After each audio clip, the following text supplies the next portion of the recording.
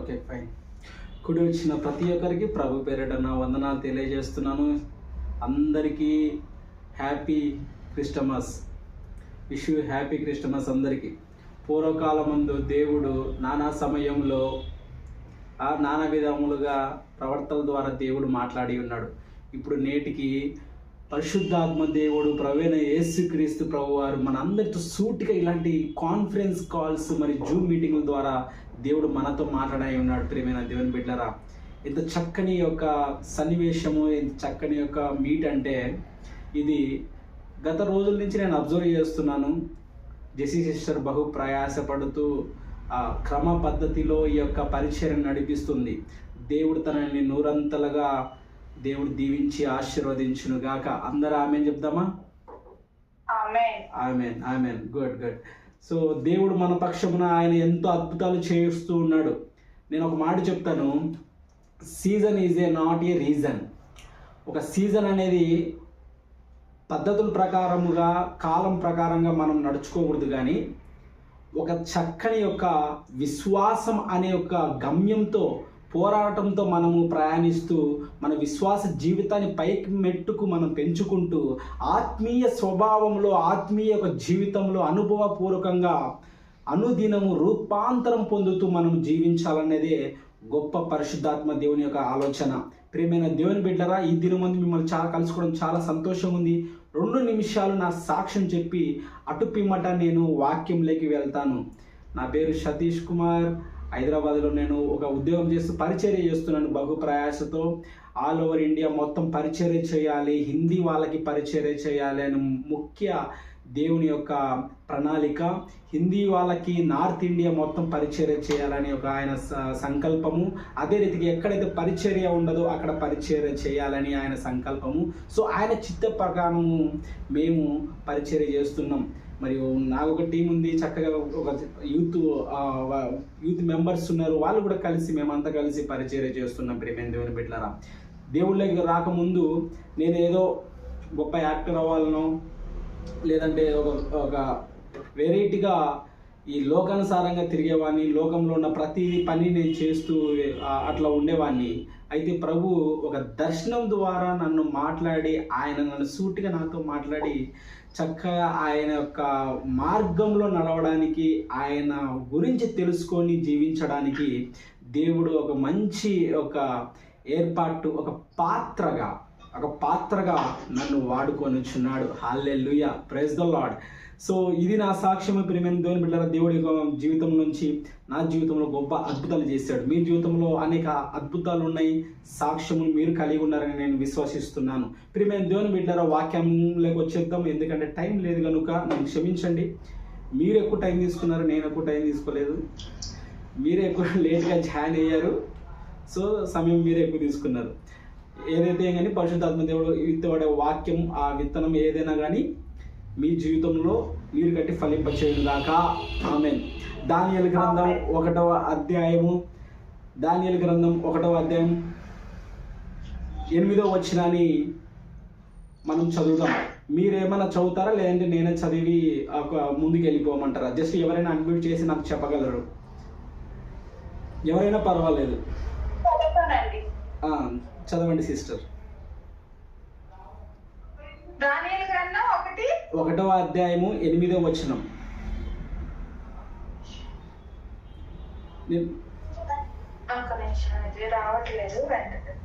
సరే, ఓకే, పర్లేదు, నేను చదువుతాను. 1వ అధ్యాయం. రాజు భుజించు భోజనము, పానం చేయు ద్రాక్షారసమును పుచ్చుకొని తను అపవిత్రత పరుచుకోకూడదని దానియేలు ఉద్దేశించి దానియేలు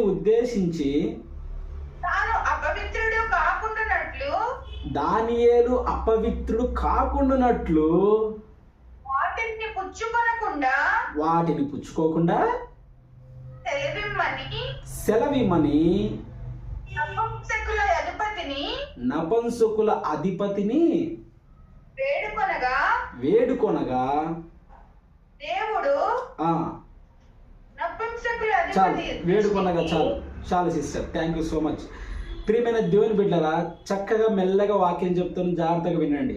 ప్రభు చేస్తున్న గొప్ప కార్యములు, ఏ ఒక్కరైతే నిరీక్షణ కలిగి జీవిస్తున్నారో, ఎవరైతే భక్తిపరుడు కలిగి జీవిస్తున్నాడో, ఎవడైతే విశ్వాసం కలిగి జీవిస్తున్నాడో, ఎవడైతే పాపం లేని జీవితం జీవిస్తున్నాడో, ఎవడైతే అపవిత్రత పరచబడకుండా ఎవడైతే ఉన్నాడో వాని గురించి రాయబడుతున్న మాట. అంటే ఒక విశ్వాసికి చెప్పబడుతున్న మాట. ఈరోజు మీరు జాయిన్ అయ్యారు ఈ గూగుల్ మీటింగ్లో. ఒకప్పుడు ఈ గూగుల్ మీటింగ్ తెలియదు ప్రేమైన దేవుని బిడ్డరా, అవునా కదా? ఈ మీటింగ్ గురించి అస్సలు తెలీదు. అదే కాకుండా ఈ టెక్నాలజీ గురించి అస్సలు తెలీదు. వాక్యం ఎట్లా తెలుసుకోవాలో తెలీదు. మనం ఆదివారం పూట్ల వెళ్ళి చక్కగా సంఘంకి వెళ్ళి ఆ సంఘంలో మనం వాక్యం వినడమే తప్ప మనం ఏ గురించి తెలుసుకునే వాళ్ళం కాదు. అయితే గమనించండి, రోజు రోజుకి అందరు మనుషులు మారుతున్నారు, టెక్నాలజీ పెరిగిపోతుంది, అన్ని విషయాలు మనకి తెలుస్తున్నాయి, అన్ని విషయాలు మనం రోజు రోజుకి 10% అయినా కానీ నేర్చుకుంటూనే వెళ్తున్నాం కదా. ఈ యొక్క లెర్నింగ్ స్టేజ్లో, ఈ యొక్క నేర్చుకుంటున్న ఈ తరుణంలో మీరు ఒక పని చేయాలి. అదేంటంటే ప్రభు ఇక్కడ మాట్లాడుచున్నాడు. ఒకటి దానియేలు ఏం చేశాడంట, అపవిత్రత పరచుకోకూడనట్లు దానియేలు ఏం చేశాడంట, ఉద్దేశించాడంట. ఈరోజు మన వాక్యం అంశం నిమిత్తం ఉద్దేశం ఏంటండి? మన వాక్యం యొక్క టైటిల్, ఒక పాఠం ఏంటి?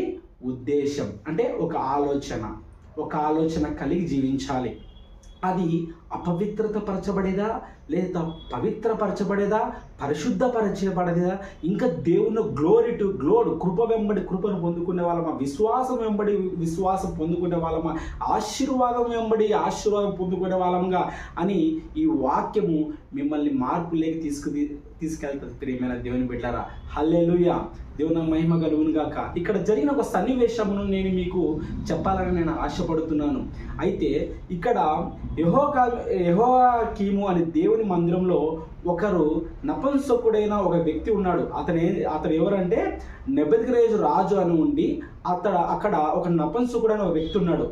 నెబుకద్నెజరు రాజు ఒక మాట సెలవిస్తున్నాడు. ఇదిగో, ఇశ్రాయేల్ ప్రజలు, దేవుని ప్రజలు ఎవరైతే ఉన్నారో వాళ్ళ దగ్గరికి వెళ్ళి మంచి విద్యలోను, ప్రావీణ్యతలోను, బలములోను, చక్కగా అందంలోను, రూపాంతరంలోను మంచిగా కలిగిన వ్యక్తులు ఎవరైనా ఉంటే వెళ్ళి తీసుకురాపో అని 10 మందిని తీసుకొని రాపో అని ఆ నెబుకద్నెజరు రాజు నపుంసకుడు చెప్పి పంపిస్తే ఇశ్రాయేల్ దేశముకు వచ్చి ఆ 4 వ్యక్తుల్ని తీసుకొని వస్తాడు ప్రియమైన దేవుని బిడ్డారా. పిలుచుకొని వచ్చిన తర్వాత 3 సంవత్సరములు వాళ్ళు అక్కడ ట్రైనింగ్ పొందుతారు. వాళ్ళకి ఏ అభ్యాసం చేస్తారంటే కల్దీల విద్యను వాళ్ళ భాషకి వాళ్ళు నేర్పించమని నెబుకద్నెజరు రాజు ఆయన ఆజ్ఞ ఇవ్వగా వాళ్ళు 3 years అక్కడ ట్రైనింగ్ తీసుకొని కల్దీల భాష లాంగ్వేజ్ నేర్చుకుంటారు. నేర్చుకున్న తర్వాత వాళ్ళు 3 సంవత్సరములు అక్కడ చక్కగా ట్రైనింగ్ అయిన తర్వాత రాజు వాళ్ళని పిలిచి అక్కడ బహు మంచిగా ఏర్పాటు చేయడానికి భోజనాలు. అక్కడ జరిగిన విషయం ఏంటంటే అక్కడ కొన్ని దేవతలు అర్పించబడిన కొన్ని ఉన్నాయి. వాటిని బట్టి వాళ్ళు పూజ చేసి గొప్ప అట్లా విందు చేస్తే ఆ విందును మేము తినమని వాళ్ళు నిశ్చయించుకున్నారు. అక్కడ కలిగిన వాళ్ళు ఎవరెవరు? అజర్యా, హననియా, దానియేలు, మిషాయేలు అని ఈ 4 ఒకే ఒక మాట మీద ఉన్నారు. రాజా, మీరు పుచ్చుకున్న భోజనం, మీరు తింటున్న భోజనం మేము చేయం. ఎందుకంటే ఆ భోజనం మేము తింటే అపవిత్రత పరచబడతాం, పాపములకి మేము వెళ్ళిపోతాం అని దానియేలు ఏం చేశాడంట? ఉద్దేశించారంట, ఆలోచన చేశారంట. ప్రియమైన దేవుని బిడ్డలారా, మనము ఈ ప్రస్తుతం ఉన్న రోజులలో మనం ఎటువంటి యొక్క కాలంలో ఉన్నా ఒకసారి ఆలోచన చేయండి. సెల్ ఫోన్ తీసుకుంటే ఒక పాపం కనిపిస్తుంది, బుక్ తీసుకుంటే ఒక పాపం కనిపిస్తుంది, వాల్ పోస్టర్ చూస్తే ఒక పాపం కనిపిస్తుంది, బయట తిరుగుతుంటే ఒక పాపం కనిపిస్తుంది. భయంకరంగా ఈ లోకమంతా పాపంతో ఎక్కువైపోయింది. సాతాను గాడు గర్జించు సినిమా వల్లే తిరుగుతున్నాడు అని చెప్పాడు కదా. వాడు గర్జించడం ఆగిపేసి ఇప్పుడు రిలాక్స్ అవుతున్నాడు. వాడు సాతాను గాడు అందరు మనుషుల దగ్గరికి వెళ్ళి వాడు ఒక్కొక్కరిని వాళ్ళ మనుషుల్ని, వాని యొక్క గుంపును, వాని యొక్క సైన్యమును పని చేసేటట్టుగా చేసేసి వీడు రిలాక్స్ తీసుకున్నట్టు ఉన్నాడేమో. అందరూ పాపం చేస్తూ ఉన్నారు ప్రియమైన దేవుని బిడ్డరా. ఎవ్వరికి ఏ ఆలోచన లేదు. అందరూ సంఘానికి వెళ్తున్నారు, ఒక ఉద్దేశపూర్వకంగానే వెళ్తున్నారు. పాస్టర్ గారు ఏమనుకుంటాడో అని వెళ్తున్నారు, కొంతమంది కాపర్లు ఏమనుకుంటారని వెళ్తున్నారు, పక్కింటి వారు మేము చర్చికి పోకపోతే వాళ్ళు ఏమనుకుంటారని కొంతమంది చర్చికి వెళ్తున్నారు. ఇట్లా రకరకాలుగా వాక్యం నేర్చుకోవట్లే, ఖండత వాక్యం నేర్చుకోవట్లే, పాటలు పాడట్లా, ఆరాధన చేయట్లా, ఇట్లా రకరకాలుగా దిగజారుతూ ఉన్నారు ప్రేమ దేవుని బిడ్డలారా ఈ ప్రస్తుతం ఉన్న రోజులలో. సో అందరికీ నేను ఒక మాట చెప్పేది ఏంటంటే, పరిశుద్ధాత్మ దేవుని ద్వారా ఒక ఉద్దేశాన్ని ఈరోజు మీరు కలిగి ఉండండి. పవిత్రమైన జీవితాన్ని, నీతివంతమైన జీవితాన్ని మీరు జీవించగలిగి ఉండాలి. లాస్ట్ ఒక వాక్యం మీకు సెలవిచ్చాను. ఎప్పుడంటే రీసెంట్గా ఒక మీటింగ్లో నేను ఒక మాట చెప్పాను. ఏంటంటే, మనము నీతిమంతులుగా తీర్చబడవుతున్నప్పుడు ఈ నీతి యేసుక్రీస్తు ప్రభు యొక్క నీత లేదా ధర్మశాస్త్రపూర్వకమైన నీత అని వాళ్ళ క్వశ్చన్ వేశాను. వాళ్ళకి ఒకసారి ఆలోచిస్తున్నారు అందరూ. అంటే యేసుక్రీస్తు ప్రభు నీతే అండి, మేము కూడా ఫాలో అయ్యేదన్నారు. కొందరైతే ఏమిటో అండి తెలియదండి అన్నారు. ధర్మశాస్త్రం కలిగిన ఒక నీతి ఉంది. ఫిలిప్పీయులకు రాసిన పత్రిక 3వ అధ్యాయం 12వ వచనంలో అక్కడ ధర్మశాస్త్రం కలిగిన నీతి ఏంటండి ప్రియమైన దేవుని బిడ్డలారా? వాళ్ళు పాపం చేస్తారు, వచ్చి బలి అర్పిస్తారు. ఏం చేస్తారు? పాపం చేస్తారు, వచ్చి బలి అర్పిస్తారు సాయంత్రానికి. మళ్ళా మరుసటి రోజు వాళ్ళు పాపం చేస్తారు, మళ్ళీ బలి అర్పిస్తారు. ఈ రకమైన జీవితాన్ని వాళ్ళు జీవించేవాళ్ళు. ఎప్పుడు ధర్మశాస్త్రం యొక్క తరుణంలో, ఆ ధర్మశాస్త్రంలో ఉన్న అందరు వ్యక్తులు ఆ కాలంలో ఆ రకంగా చేసేవాళ్ళు. అయితే ప్రభు మాట సెలవిస్తున్న యేసుక్రీస్తు వారు మన కోసం ఈ లోకాన్ని వచ్చి, ఆయన సన్నిధిని విడిచి, నీ కోసం నా కోసం ఆయన ఈ లోకాన్ని పుట్టి పాపములకు నిమిత్తమై తన ప్రజల నిమిత్తమే ఆయన ఈ లోకానికి వచ్చి మన కోసం చనిపోయి మనందరినీ నీతిమంతులుగా ఆయన చేయవచ్చాడు. సో కనుక మనం ఎవరు నీతిమంతులం అంటే, యేసుక్రీస్తు ప్రభు యొక్క ఆయనలో మనము నీతిమంతులుగా మనం ఉన్నామని ప్రభు పేరట మీకు మనవి చేస్తున్నాను ప్రియమైన దేవుని బిడ్డలారా. ఇక్కడ దానియేలు ఒక ఉద్దేశించడం చాలా అద్భుతమైంది. పాజిటివ్ మైండెడ్ అంటారు ఇది ఇంగ్లీష్లో. సో మీరు కూడా ఒక ఉద్దేశం కలిగి ఉండండి. ఈరోజు ఒక నిర్ణయం తీసుకోండి. సంవత్సరం ముగిస్తుంది. ఈరోజు 12, రేపు 11, ఈరోజు 11, రేపు 12, సంవత్సరం ముగిస్తుంది. ఈ సంవత్సరం అంతా నేను ఏమైనా చేశానా? ఏదైనా పాపం చేశానా? ఏదైనా లేదంటే ఏమైనా ఒక తప్పుడు పని ఏమైనా చేశానా? అబద్ధముడు ఆడినా? సో ఈ రకమైన జీవితాన్ని మనం జీవిస్తున్నామా అని ఈరోజు ఒక ఉద్దేశాన్ని తీసుకోండి. దానియేలు ఒక ఉద్దేశం పెట్టుకున్నాడు. ఆ ఉద్దేశము తన జీవితాన్ని మార్చి రాజు వరకు తీసుకెళ్ళి ఆ దానియేలు రాజుగా మారడానికి ఒక ఆశీర్వాదకరం. ఇదంతా మీరు ముందుగానే మీకు వాక్యం తెలుసు, నేను మొత్తము వినిపించదలుచుకోలేదు, ఎందుకంటే ఆల్రెడీ మీకు తెలుసు కనుక ఇక్కడ ఒక మాట మీకు చూపిస్తున్నాను. తన అపవిత్రత పరచుకోకుండా ఉన్నట్లు తను ఉద్దేశించాడు. ఎవడైతే ఈ లోకంలో పాపంలో పడతాడని ముందుగానే ఏం చేయాలంట? ఉద్దేశించాలంట. సామెతలు చదువుతుంటే నేను ఒక రోజు సామెతలు ఒక మాట ఉంటుంది,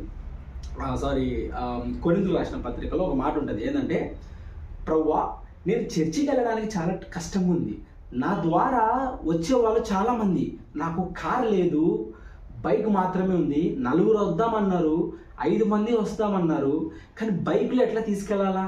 అయ్యో వీళ్ళు పేదవాళ్ళే, బస్సులలో రాలేరు, కనుక్కోలేరు, అది ఎట్లా తీసుకెళ్లాలని ఆలోచన చేస్తుంటే ప్రభు ఆ కొరింథీయులకు రాసిన పత్రికలో దేవుడు అన్నాడు, దేవుని చిత్త ప్రకారము ఒక ఉపాయం కలుగును అన్నాడు. అంటే ఎక్కడ దేవుని చిత్త ప్రకారం ఉంటుందో అక్కడ ఏం కలుగుతుందంట? మనకి ఒక ఉపాయం అని కలుగుతుందంట. ఉపాయం అని మీరు సెర్చ్ చేస్తే బైబిల్ ఆ రెఫరెన్స్ వస్తుంది. దేవుడు చాలాసార్లు మనకి ఉపమానాలు చెప్పాడు కదా, చాలాసార్లు ఆయన ఎగ్జాంపుల్స్తో పాటు ఉపమానాలు చెప్తూ పోయాడు. అట్లా పౌలు కూడా మనకి ఏం చెప్పాడంటే ఒక ఉపమానం చెప్పాడు. ఎవడైతే దేవుని చిత్తం కోసం పరిగెడతా అంటాడో, ఎవడైతే దేవుని బిల్లో పరిగెడతా అంటాడో, ఎవడైతే ఆయన భక్తిపరుడై ఆయన నీతిని సంపాదించుకుని ఆయన రాజ్య పని చేయడానికి ఎవరైతే పరిగెడతా అంటాడో వాడికి దేవుడు ఏంటంటే అన్ని కోణాలలో నుండి, అన్ని యొక్క వేస్లో నుంచి, ఆల్టర్నేట్ వేస్లో నుంచి దేవుడు వాటికి సహాయం చేస్తూ ఉంటాడంట. ఎవడైతే యథార్థంగా ఉంటాడో వానిపై నా కన్నుల దృష్టి నిలుచునని కీర్తన గ్రంథంలో అన్నాడు. అవునా కదా?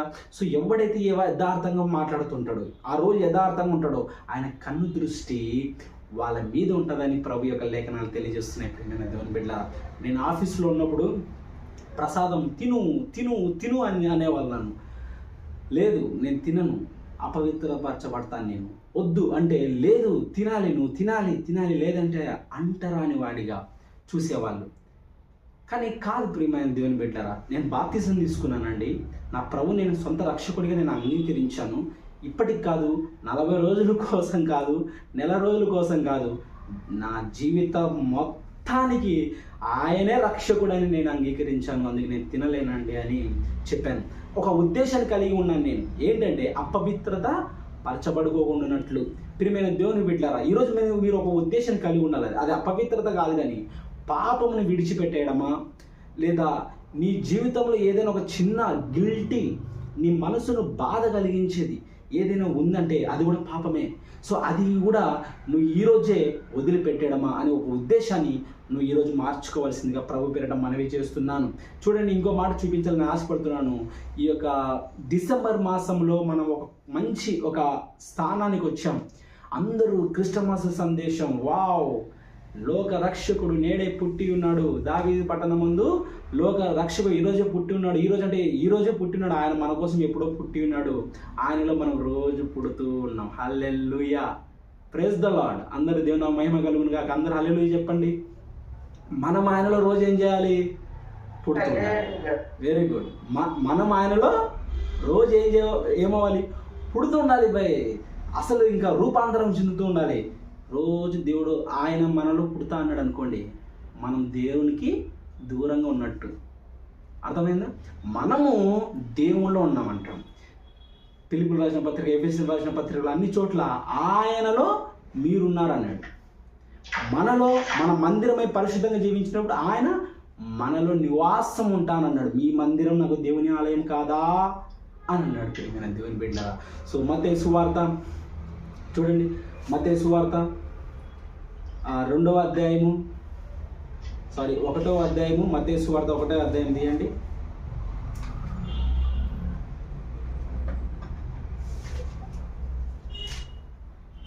1వ అధ్యాయం 19వ వచనము ఎవరైనా చదివి నాకు వినిపించగలరా? నీతిమంతుడై ఉండి ఆమెను అవమానపరచునట్లుగ రహస్యముగా ఆమెను విడనాడి ఉద్దేశించెను. అతడు ఈ సంగతులను గూర్చి ఆలోచించుకొనుకొండగా ఇదిగో ప్రభువు స్వప్నమందు అతనికి ప్రత్యక్షమై, దావీదు కుమారుడైన యోసేపు, నీ భార్య అయిన మరియను చేర్చుకొనుటకు భయపడకుము. ఆమె గర్భము ధరించినది, పరిశుద్ధాత్మ వలన కలిగినది. ఆమె యొక్క కుమారుని కనును. తన ప్రజలను వారి పాపముల నుండి ఆయనే రక్షించును గనుక ఆయనకు యేసు అని పేరు పెట్టుదురనెను. ఇదిగో కన్యక గర్భవతి అయి కుమారుని కనును. చాలు సిస్టర్, చాలా సంతోషం సిస్టర్. దేవుడు ఇక్కడ మాట్లాడుచున్న మాట, ఆమె భర్తైన యోసేపు ఏమై ఉన్నాడంటండి? భర్త నీతిమంతుడై ఉన్నాడు. ఏమై ఉన్నాడంట? జాగ్రత్తగా వినండి. నేను ఇది నిన్న సిస్టర్ నాకు చెప్పంగానే, ప్రభువా వాక్యం చెప్పాలి, నీ ప్రజలతో మాట్లాడాలి, ఒక మంచి వాక్యం నాకు దయచే ప్రభువా అని అనగానే, ప్రభు నేను బైబిల్ తీసాను ప్రియమైన దేవుని బిడ్డలారా. నీ ప్రజలకి నీ బిడ్డలతో నేను మాట్లాడే వాక్యము, ఈ వాక్యం నాకు చూపించనగానే ప్రభు యొక్క వాక్యం చూపించాడు. ఏం వాక్యం అంటే, దేవుడు మాట్లాడుతున్న మాట, యేసేపు వంటి జీవితం ఎలాంటిదంటే ప్రియమైన దేవుని బిడ్డలారా, నీతిమంతుడు. ఎలాంటి వాడంట? నీతిమంతుడు. నేను అబ్జర్వ్ చేస్తున్నాను ప్రతి మనిషిని, పెద్ద పెద్ద పాస్టర్లు కూడా నేను అబ్జర్వ్ చేశాను. ఇక్కడ రాయబడుతున్న మాట, నీతిమంతుడు అయి ఉండి తను ఏం చేశాడంట? మరియా గురించి తెలుసుకోగానే ఏమనుకున్నాడంట? ఆలోచించాడంట. ఏ విధంగా ఆలోచించాడు చూసాడా? విడనాడుటకు ఏం చేశాడంట? విడనాడుటకు ఉద్దేశించాడంట. ఈరోజు మనం యేసేపు జీవితంలో పాజిటివ్గా తీసుకుందాం, నెగిటివ్గా తీసుకుందాం. మీరు వింటున్న ఈ యొక్క ఎంతమంది అయినా కానీ మీరు ధన్యులు. హల్లెలూయా, దేవుని నామముకి మహిమ కలుగును గాక. ఎందుకంటే చక్కని వాక్యం ఇలా రాయబడుతుంది. అక్కడ యోసేపు ఎలాంటి వాడంటే నీతిమంతుడు. ఎవడైతే నీతిమంతుడుగా జీవిస్తున్నాడో, ఎవడైతే నీతిమంతుడుగా వాడు దేవుల్లో జీవిస్తున్నాడో వాడు ఎలాంటి వాడు తెలుసా? ఏది విడిచిపెట్టాలి, ఏది విడిచిపెట్టకూడదు, ఏది విడిచిపెట్టాలి, ఏది విడిచిపెట్టకూడదు అనేది చాలా గ్రహీతంగా వాడు ఉండగలదు. మీ స్త్రీలు, మీరెవరైనా కానీ ప్రియమైన దేవుని బిడ్డలారా, ప్రియ సహోదరి సహోదరుడా, ఎవరైనా కానీ నీతిమంతుడుగా ఉన్నవాడు ఎలాంటి వాడంట? వాడు దేని విడిచిపెట్టాలి, దేని విడిచిపెట్టకూడదు వాడు గ్రహించేవాడుగా ఉంటాడు. ఇక్కడ నీతిమంతుడైన యోసేపు విడనాడుటకు ఆయన ఉద్దేశించాడు. జస్ట్ ఆలోచన చేశాడు, ఇంకా విడిచిపెట్టాల ఆలోచన చేశాడు. ఎందుకు తెలుసా? ఇదిగో మరియా గర్భం ధరించింది కాబట్టి విడనాడుటకు సిద్ధపడుటకు ఆలోచన చేశాడు అతను. కానీ నీతిమంతుడు కాబట్టి. ఇప్పుడు మొదటిగా మనము నెగిటివ్ తీసుకున్నాం, తర్వాత పాజిటివ్ మీకు క్లియర్గా అర్థమవుతుంది.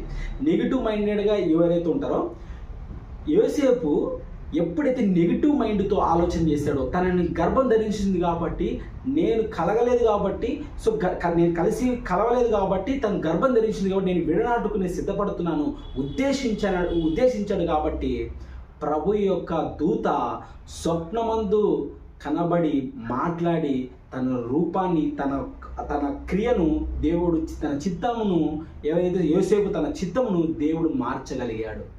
గమనించండి, తను జస్ట్ ఏం చేశాడు? ఉద్దేశించాడు. ఇది నెగిటివ్ మైండెడ్. ఎప్పుడు మరియా తన పాపం చేసింది అనుకున్నాడేమో, లేదా గర్భం ఎట్లా ఏ విధంగా ధరించింది అని అనుకున్నాడేమో, అందుకే విడనాడుటకు ఉద్దేశించాడు. ఇప్పుడు చెప్పండి, ఇంకోటి ఏంటంటే పాజిటివ్ మైండ్కి వద్దాం. ఇప్పుడు నీతిమంతుడు కాబట్టి అట్లా ఆలోచించాడు. హల్లెలూయా. నీతిమంతుడు కాబట్టి అట్లా ఆలోచించాడు. అయితే నీతిమంతుడు కాదనుకోండి, మనలో ఎవరైనా కానీ, మీరు, నేను, బయట వాళ్ళు, మన ఇంట్లో వాళ్ళు, సహోదరుడు, ఫ్రెండ్స్, చిన్నాన్న, పెదనాన్న, వాళ్ళు వీళ్ళు, చిన్నాన్నలు, నాన్నగారు, అమ్మగారు, తమ్ముళ్ళు, చెల్లెలు, ఎవరైనా కానీ నీతిమంతుడు కాదనుకోండి, వాడు ఎలాంటి వాడు అంట? ఉద్దేశించాడంట. వాడు ఆలోచనే చేయడు. ఏదైతే పట్టుకుంటాడో దానే పట్టుకొని ఉంటాడు. వాడు విడవడు దాన్ని, ఆ చెడుని విడవడు. ఆ యొక్క ఆల్కహాల్ తాగుతూ ఉంటున్నాడు అనుకోండి, మందు తాగుతున్నాడు, వాడు దాన్ని విడిచిపెట్టాడు. ఎవడైతే పట్టుకొని ఉంటాడో వాడైతే పట్టుకొనే ఉంటాడు. అది ఆల్కహాల్ అయినా కానీ, ఒక చెడు క్రియలైనా, చెడు అలవాట్లైనా కానీ, చెడ్డ మాటలైతే కానీ, మనుషులతో ఎప్పుడు చూసినా కూడా పోటీ పడుతూ ఉండేవాళ్ళు. కానీ నేనైతే చిన్నప్పుడు ప్రియమైన దేవుని బిడ్డలారా, ఒక్కింటికి గొడవ పెట్టడం అంటే నాకు చాలా ఇష్టం. మీరు ఎవరు అట్లా పెట్టకండి, మీరు అట్లా అవ్వకండి. ఒక ఇంటికి ఇంకో ఇంటికి గొడవ పెట్టడం అంటే నాకు చాలా ఇష్టం. ఎట్లా ఏం చేసేవాడిని అంటే, ఒక ఇంట్లోకి వెళ్ళేవాడిని. ఉదయాన్నే వెళ్ళి వాళ్ళ ఇంటి ముందు ఉండే చెప్పులు, బకెట్లు అవి ఎత్తుకొని వేరే వాళ్ళ ఇంటి ముందు పెడతా. ఈ ఇంటి దగ్గర ఉండే బకెట్లు, చెప్పులు అన్నీ తీసుకుని వెళ్ళి వాళ్ళ ఇంటి ముందు పెడతా. వాళ్ళు ఉదయాన్నే లేవంగానే, ఇంత ఘోరమైన చెప్పులు ఎవరిరా? అరే, ఈ మన ఇంట్లో ఎవరికైనా ఉన్నాయా ఇవి? ఈ బకెట్లు ఎవరివి? ఈ జగ్గులు ఎవరివి? ఎవరివి అని అనగానే అటు సైడ్ నుంచి వాళ్ళు నిద్ర లేచి వాళ్ళు బయటకు వచ్చి వాళ్ళు చూసి ఈ చెప్పులు ఎవరి, ఈ బకెట్లు ఎవరివి అని చూడగానే వీళ్ళిద్దరు ఒకరినొకరు చూసుకొని, మా ఇంటికి ఉదయాన్నే దొంగతనానికి వస్తారా మీరు? రాత్రిపూట దొంగతనానికి వచ్చి మా బకెట్లు ఎత్తుకొని పోయినారు చూడు, వాళ్ళు మా చెప్పులు ఎత్తుకొని పోయారు చూడని వాళ్ళిద్దరు గొడవ పడుతుంటే కొంచెం దూరంగా ఉండి సంతోషించేవాడిని. అది ఇప్పుడు ఎవరు లేరు కానీ దీన్ని తుంటరి చేష్టాలు, చిన్నప్పుడు కొన్ని సన్నివేశాలు ఉంటాయి కదా, అలాంటిది. సో కనుక ప్రియమైన దేవుని బిడ్డలారా, సో ఇలాంటి విషయాలలో మనం ఉంటున్నాం, ఇలాంటి ప్రస్తుతం ఉన్న విషయాలలో మనం ఉంటున్నాం.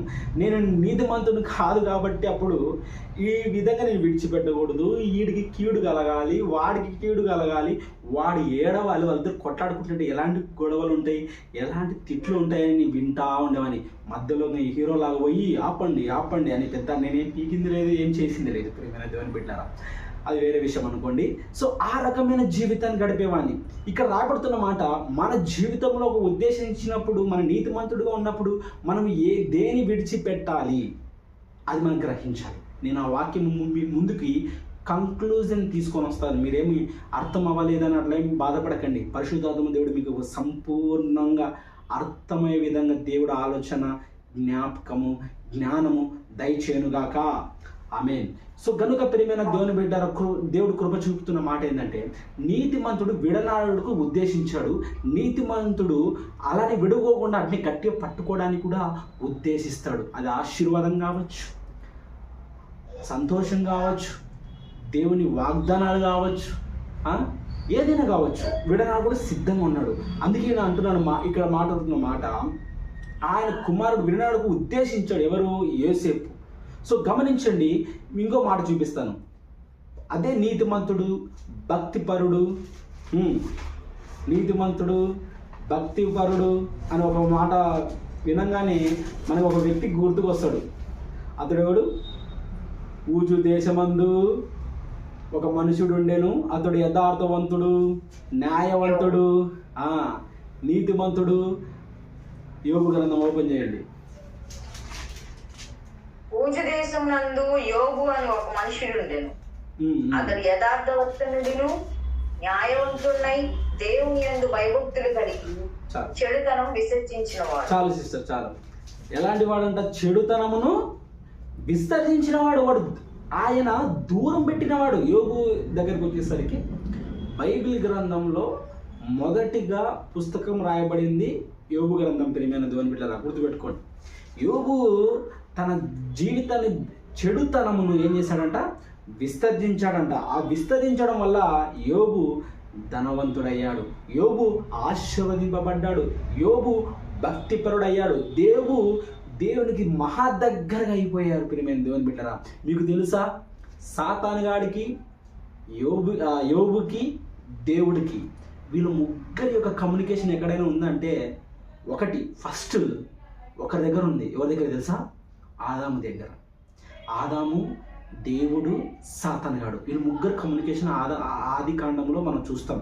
అంటే అతను వచ్చి మాట్లాడగానే కాయ తినొద్దు అంటే తింటాడు, తినిన తర్వాత దేవుడు వచ్చి మాట్లాడతాడు. ఇట్లా యోబు దగ్గర అయితే, యోబు దగ్గర కూడా తను అన్హెల్తీగా ఉంటే, బాగలేకున్నప్పుడు, ఇదిగో మీ వాడికి నేను భయంకరమైన వ్యాధిని నేను రప్పిస్తాను, ఆ వ్యాధి శిక్షను రప్పిస్తాను, మీ వాడిని నువ్వు వదిలేసి వెళ్ళిపోతాడు, చూసుకో అంటే, లేదు మా వాడు నన్ను వదలడు అని దేవుడు గట్టిగా చెప్తాడు. అంటే ఈ ముగ్గురు కమ్యూనికేషన్ అక్కడ జరిగింది.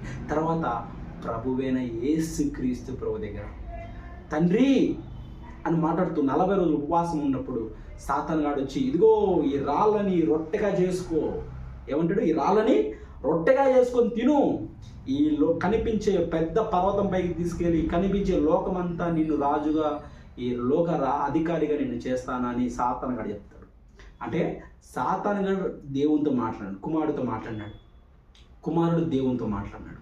ఇక్కడ యోబు సాతానుగాడితో మాట్లాడాడు, సాతానుగాడు యోబుతో మాట్లాడినాడు. అదే రీతిగా యోబు దేవునితో మాట్లాడే ఈ రీతిగా ఉన్నాడు. ఆదాము కూడా దేవునితో మాట్లాడాడు, దేవుడు ఆదాముతో మాట్లాడినాడు, సాతాను కూడా ఆదాముతో మాట్లాడినాడు.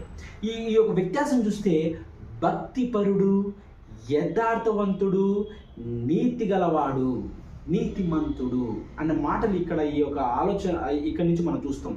ఎవడైతే చెడుతనమును విసర్జిస్తాడో, ఎవడైతే ఆ చెడ్డదాన్ని వాడి తలంచి ఆలోచన చేసి దూరంగా పెడతాడో, వాడు ఆశీర్వదింపబడిన వాడు. ప్రియమైన దేవుని బిడ్డలారా, సో ఈ యోబు గ్రంథంలో నుంచి మీకు చక్కని ఒక కంక్లూసివ్ వాక్యం చెప్తాను.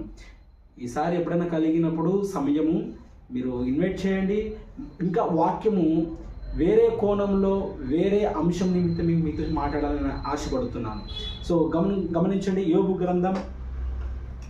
గ్రంథం కంక్లూజన్ వర్డ్ అందరు జాగ్రత్తగా వినండి. ఇది ఒక కొద్ది నిమిషములు. మీ యొక్క ఆలోచన, భోజనం చేస్తున్నా, ఏం చేస్తున్నా, ప్లేట్లు కూడా అన్ని పక్కన పెట్టండి. దేవుడు మీతో మాట్లాడుతున్నాడు. భక్తిహీనుల ఆలోచన ఎట్లా మాట్లాడుతున్నాడు చూడండి. 22వ అధ్యాయం, యోబు గ్రంథం 22వ అధ్యాయము.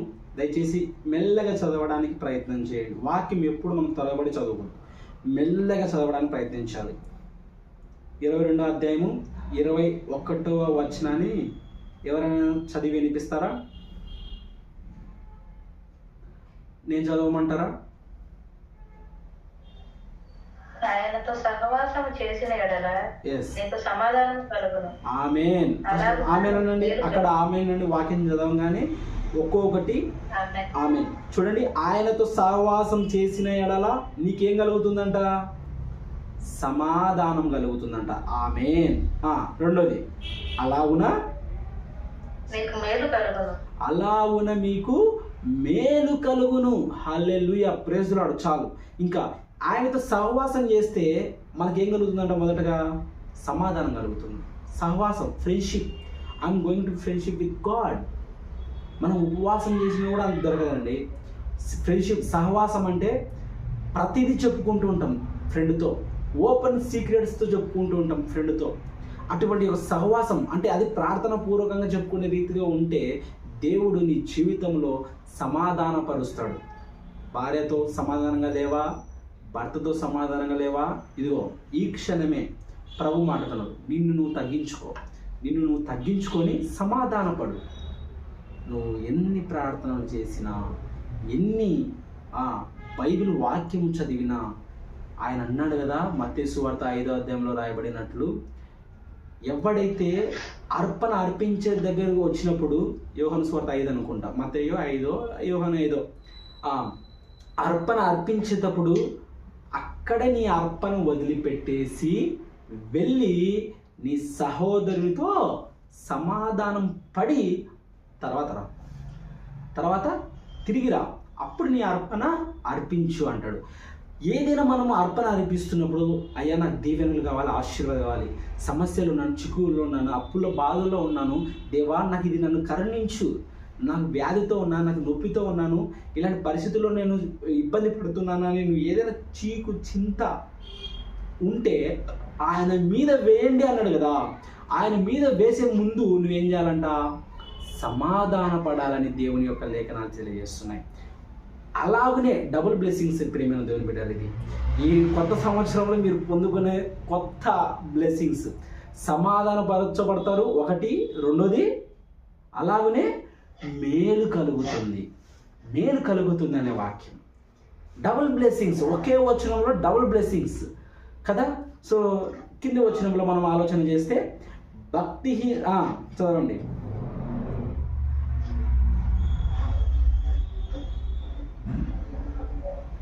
నేను చదవనా? ఆయన నోటి ఉపదేశమును అవలంబించుము.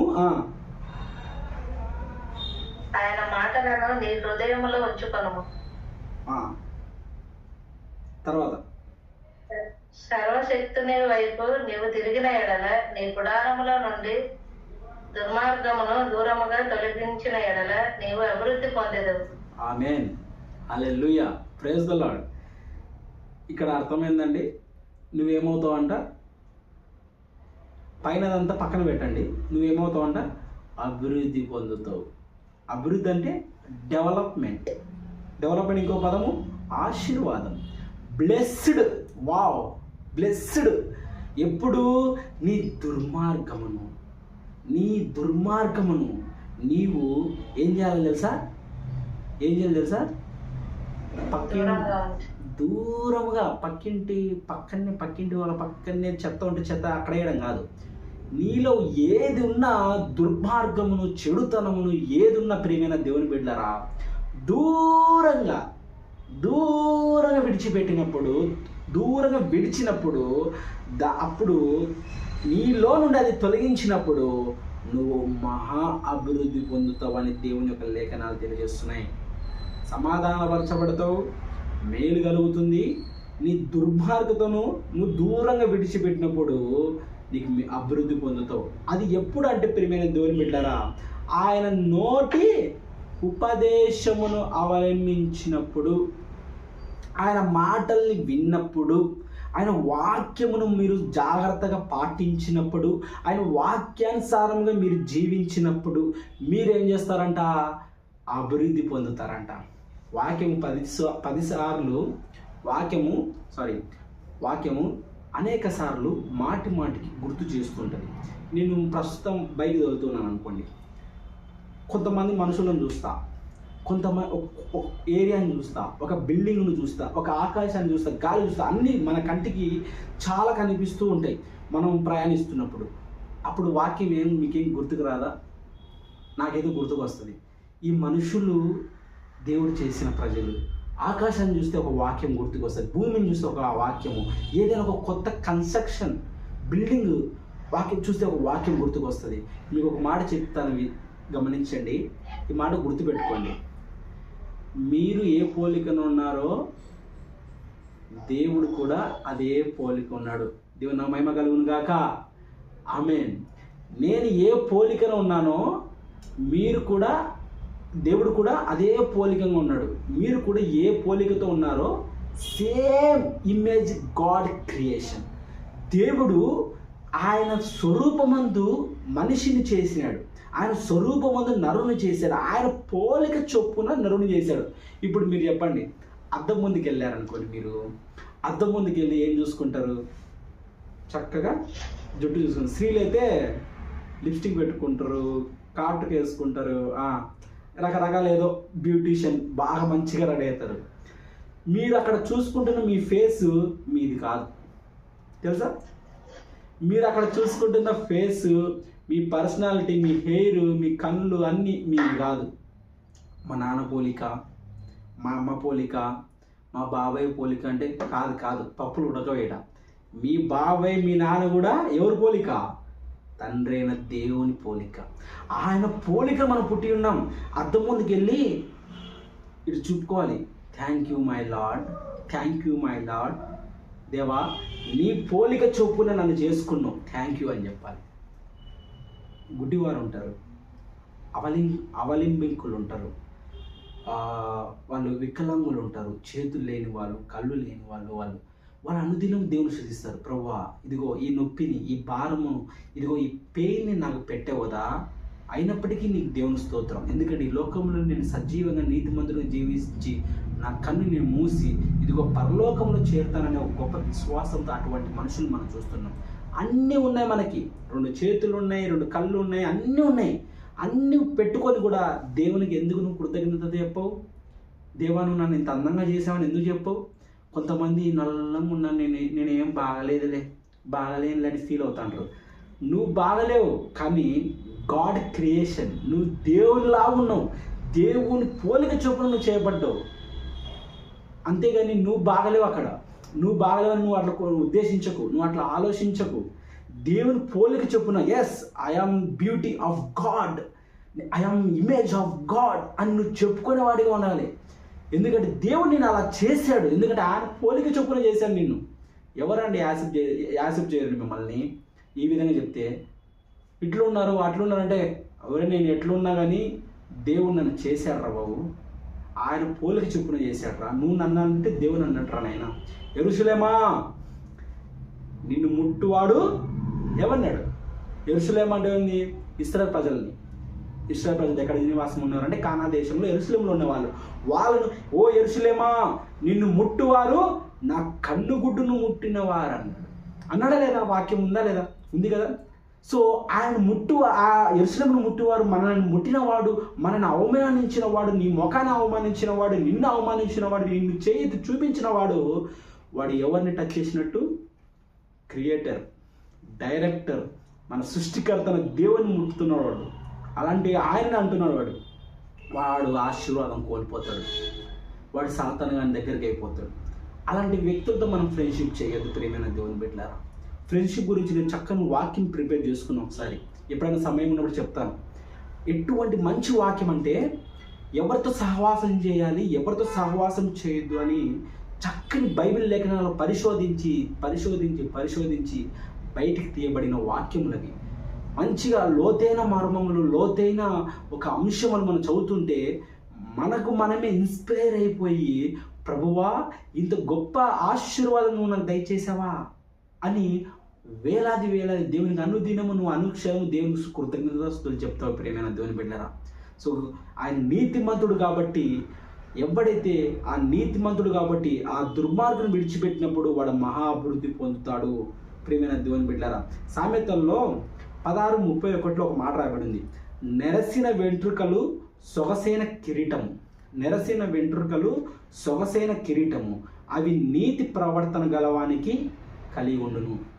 ఎవరైనా కానీ ఇక్కడ బ్రదర్ సిస్టర్ ఇద్దరికి చెప్తున్నాం, నెరసిన వెంట్రుకలు అది నీతి ప్రవర్తనకి సూచనగా పిలువబడుతున్నాయి.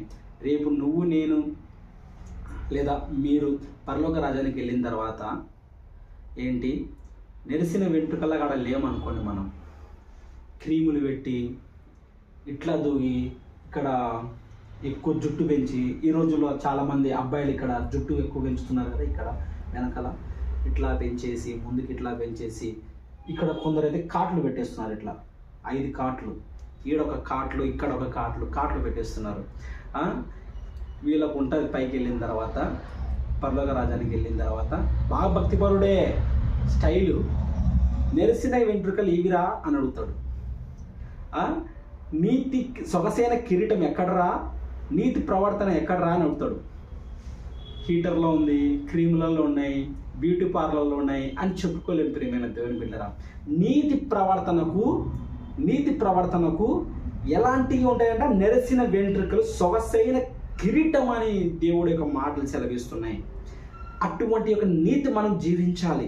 ఇదే సామెతలు 14:34లో నీతి జనములు ఘనత కేకుటకు కారణం, పాపము ప్రజలకు అవమానం తెచ్చును అనే ఒక మాట రాయబడింది.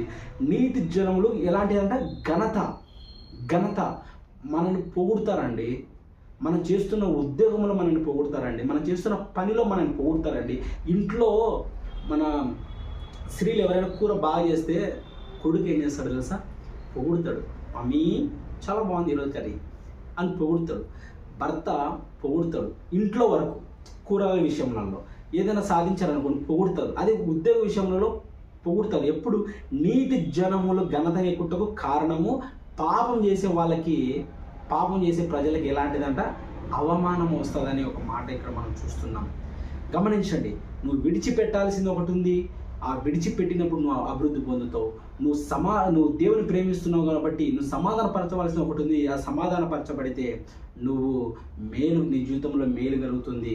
ఇదే రీతిగా నీతిమంతుడు ఎవరైతే ఉన్నాడో ఆ నీతి ధరించుకున్న వాడివైతే నువ్వు ఉద్దేశం కలిగి ఉంటావు. ఇప్పుడే ఈ క్షణమే ఆ ఉద్దేశాన్ని నువ్వు మార్చుకో. ఆ ఉద్దేశాన్ని, ఆ ఆలోచన నువ్వు ఒకసారి ఆలోచన చేయి. నువ్వు నీతిమంతుడుగా ఈరోజు తీర్చబడతావు. దేవుని నా మహిమ కలుగును గాక. హల్లెలూయా. అందరు కలిసి దేవుని మహిమ కలుగును గాక. అందరూ హల్లెలూయా అని చెప్పండి.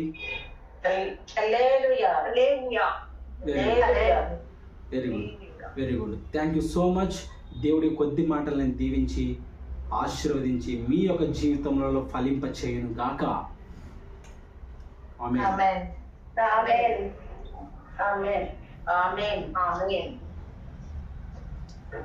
మంచిది. చక్కటి వాక్య సందేశాన్ని అందించిన సేవకులకు మా పీస్ మేకర్స్ టీం తరఫున ప్రత్యేకమైన వందనాలండి.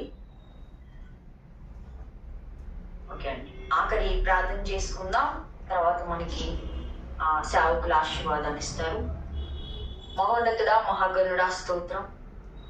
సర్వశక్తిమంతుడా, మీ శ్రేష్ఠ నామానికి మహిమ చెల్లిస్తూ ఉన్నాం. మీ ఘనమైన నామానికి మహిమ చెల్లిస్తున్నా. మీ పోలికలో, మీ స్వరూపంలో మమ్మల్ని సృజించిన వాడా, మీకు స్తోత్రాలు, స్తుతులు నాయన. ఈ రాత్రికాల సమయం ముందు మీ వాక్కు ద్వారా మాతో మాట్లాడారు. దావీదు ఉద్దేశించుకున్నాడు తను తాను అపవిత్రపరచుకోకూడదని. ఆయన అట్టి అనుభవంలోకి మీరు మమ్మల్ని నడిపించండి. నీతిమంతులుగా జీవించడానికి నాయన చెడుతనాన్ని విసర్జించడానికి సహాయం చేయండి. ఆయన నీతి ప్రవర్తన కలిగి ఉండడానికి సహాయం చేయండి. అందరితో సమాధానం కలిగి ఉండడానికి సహాయం చేయండి దేవా. మరి నూతన సంవత్సరాన్ని ఎదుర్కోబోతూ ఉన్నాం. ఇంకా ఎవరితో అయినా సమాధానం లేకపోతే ఆయన సమాధాన పడి, అందరితో సమాధానం పడి ముందుకు కొనసాగే కృపను దయచేయండి ప్రభువా. సమాధానం కలిగి ఉంటే ఆయన మేలు కలుగుతుందని, అభివృద్ధి చెందుతామని మీరు సెలవిచ్చారు. పరిశుద్ధుడా, మేలు పొందుకోవాలని, అభివృద్ధి చెందాలని ఆశపడతా ఉన్నాం. అందరితో సమాధానం కలిగి ఉండడానికి మీరే సహాయం చేయమని, సమాధానకర్త మీకే మహిమ, ఘనత, ప్రభావం చెల్లించుకుంటున్నాం. ఈ రాత్రికాల సమయం ముందు వాక్య సందేశాన్ని అందించిన మీ దాసులను కూడా మీరు దీవించండి. చేస్తున్న ఉద్యోగంలో మీరు తోడుగా ఉండండి. అలాగే నాయన మీ పరిచర్య ఆయన తండ్రి భారం కలిగి చేస్తూ ఉంటుండగా యవన ప్రాయంలో మీ కాడిని మోయుట ఎంతో మేలు. మీ దాసులను ఇంకను అనేక ప్రాంతాల్లో బలంగా వాడుకోండి దేవా మీకు స్తోత్రాలు. మీ ఆత్మతో, మీ అభిషేకముతో, మీ జ్ఞానంతో మీ దాసులను నింపండి. వారి కుటుంబాన్ని దీవించండి. వారి పరిచయలను, సంఘాలను కూడా మీరు దీవించండి. ఈ రాత్రికాల సమయం మంది ఈ గూగుల్ మీట్ లో కూడి ఉన్న మా ప్రియ సహోదరి సహోదరులందరినీ కూడా ఆశీర్వదించి దీవించండి. ఈ వాక్కును మా హృదయాల్లో ఫలింప చేయండి ప్రభువా, మీకు స్తోత్రాలు. నాయన ప్రతి ఒక్క బిడ్డ యొక్క కుటుంబంలో, వ్యక్తిగత జీవితాల్లో ఉన్న అవసరాల అక్రతలు మీ మహిమేశ్వర్యంలో తీర్చండి. నూతన సంవత్సరంలో నూతనమైన ఆశీర్వాదాలతో మేము ముందుకు కొనసాగే కృపను మీరు మాకు అనుగ్రహించండి. రాత్రికాల సమయం అంతా ఈ గూగుల్ మీట్ ఆశీర్వాదకరంగా జరిగించినందుకు, మాతో మాట్లాడినందుకు, మాతో ఉన్నందుకు మీకు మహిమ చెల్లిస్తూ ఉన్నాం. రేపు రాత్రికాల సమయం ముందు జరగబోయే గూగుల్ మీట్ లో కూడా మీరు తోడుగా ఉండి ఆశీర్వాదకరంగా జరిగించండి. మీ చిత్తమైతే నాయన మరొక రోజు మేమందరం కలుసుకుని మిమ్మల్ని స్తుతించి మిమ్మల్ని గణపరిచే కృపను మీరు మాకు అనుగ్రహించమని, దేవా మీరు మాకు తోడుగా ఉండి జయాన్ని అనుగ్రహించమని, ఆత్మీయతలో మమ్మల్ని వర్ధనింపచేయమని నజరేయుడైన యేసుక్రీస్తు నామములో ఈ ప్రార్థన అడుగుచున్నాను తండ్రి. ఆమేన్. ఆమేన్. Praise Lord. ఆశీర్వాదం ఇస్తారు సేవకులు మనకి. మన తండ్రి అయిన దేవుని ప్రేమ, యేసుక్రీస్తు వారి యొక్క కృప, పరిశుద్ధాత్మని యొక్క తోడు, ఆదరణ, సహవాసము నీకును నాకును జూమ్ మీటింగ్లో, ఈ గూగుల్ మీటింగ్లో జాయిన్ అయిన ప్రతి ఒక్కరి సకల వాళ్ళ కుటుంబంలో ఉన్న వాళ్ళకి, చంటి బిడ్డలకి అందరికీ దేవుడు తోడై ఉండును గాక. Amen. Praise the Lord.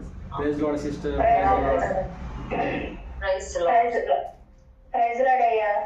Praise Lord అమ్మా. Praise lord.